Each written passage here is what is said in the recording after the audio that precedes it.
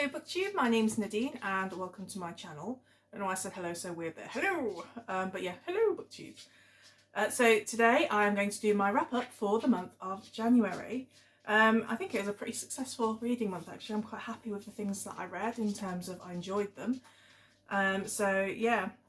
So first of all, as usual, I will tell you about the Kindle books that I read first, otherwise I will forget. So the first book that I read on my Kindle was Bloody Brilliant Women by Cathy Newman.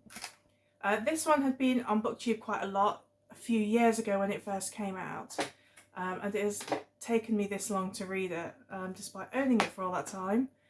But it's a non-fiction about all of the women that have been important in history that we perhaps don't hear about, and there were so many women that had done some really, really important things and sort of pioneered different areas of, like, you know, politics and science and, you know, medicine that I'd never heard of before. The audiobook was really, really good. So I would recommend that if you're looking for a non-fiction to listen to. I think once my book buying ban is done with, I'm probably going to keep an eye out for a physical copy of it, because I think it's the sort of book that I would like to have on my shelves. I can see myself picking it up and, you know, wanting to learn more about some of these women in the future. So I'm definitely going to be hunting down some other material. So yeah, that was fantastic. The other book was Wayward by Amelia Hart. I'm surprised actually how much I enjoyed this. So this follows 3 different women from the same bloodline over a span of like 5 centuries. So it starts with Kate, who's like modern day, and she is on the run from her abusive boyfriend. Kate is pregnant, and that's like, it's the final straw that she doesn't want to live like this. She doesn't want her child to live like this. And so when she inherits this cottage in this remote area from her sort of estranged aunt, she decides that's the time. She's going to take the plunge and she's going to run. And whilst she is sort of dealing with all that trauma, she starts to uncover things about her family's past that she didn't know. And so then you get the story of Alpha from the 1600s, who's on trial for witchcraft, and also her aunt was it won't be an aunt, it'll be a great aunt, Violet, who she inherited the house from, who let's say she was ill-used by her family during wartime, and they are a really, really good cast of characters actually.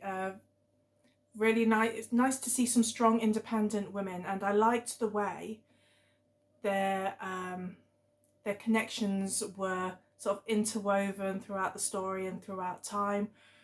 You know, connections to women and also with nature, and I just think it was a really, really well done, I think, a debut novel. I would definitely be interested in seeing what else she has in store for us, this author, in the future, and yeah, would really recommend picking that up. It was nice also that, you know, it was very much about female empowerment, but it wasn't man-hating, which I think it's so easy for it to go that way sometimes, but I didn't get the sense of, oh, all men are evil, which they're not. You know, we've had troubled past sometimes and mistakes have happened, but men are not responsible for it any more than I'm responsible for colonialism, you know?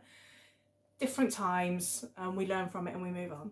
And I love men, so it was nice that it wasn't man-hating, because there are loads of good men, loads of good women, and loads of crap ones. So yeah, they were my Kindle books this month. So after that, I will show you this one, which I've shown before but I haven't spoken about, and this is one my son bought me for Christmas.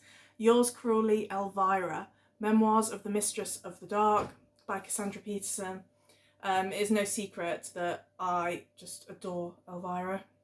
I will watch anything she's in, read anything she writes. Yeah, this woman is like wonderful, and it was really interesting to hear about her life. And wow, what a life! Like she's done some things, and she's lived all over the place, and she's had different roles and lots of experiences, and she talks very frankly about them here. So yeah, if you're a fan of Elvira, definitely recommend this one also. Really enjoyed that. And then I read Full Moon by Jim Butcher. This is the second book in the Dresden Files. And again, it was just a really fun. I've had such a fun reading month in January. So he is approached by Murphy, his police friend, to go to the scene of a murder right at the start of the book. And it quickly becomes apparent they're dealing with something supernatural. And before you know it, Dresden is pitted against, you know, warring packs of werewolves and all sorts. They're not taxing reads at all, and yeah, it's just like a fun werewolf romp. Miles better than the first book. After the first book, I was almost tempted not to read anymore, but I thought it would be such a pity because I think I've got 8 or 9 of them.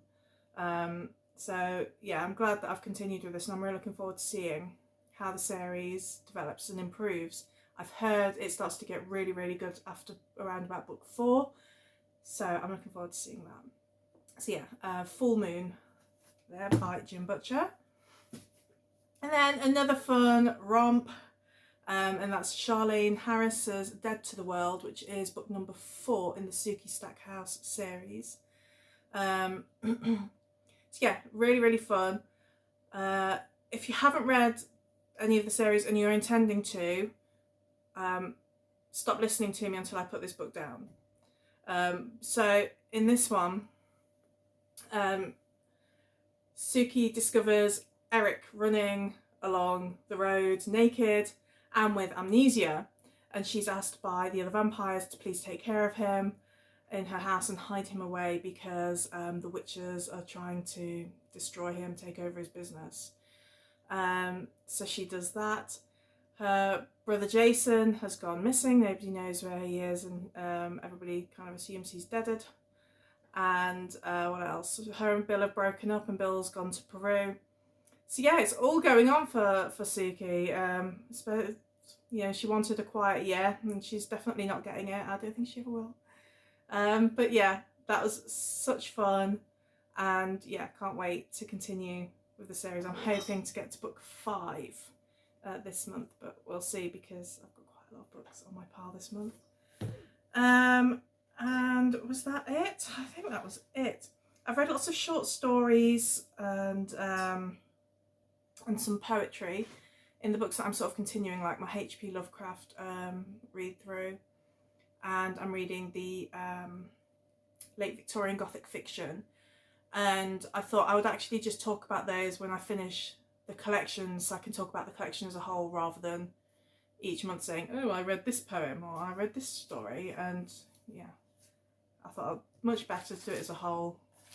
And then I never know if people are interested in this or not, so I don't talk about it much, but a few comics that I read this month as well. So I've got Alien 4 and 5. I think I've only got one more left, which will be out this month.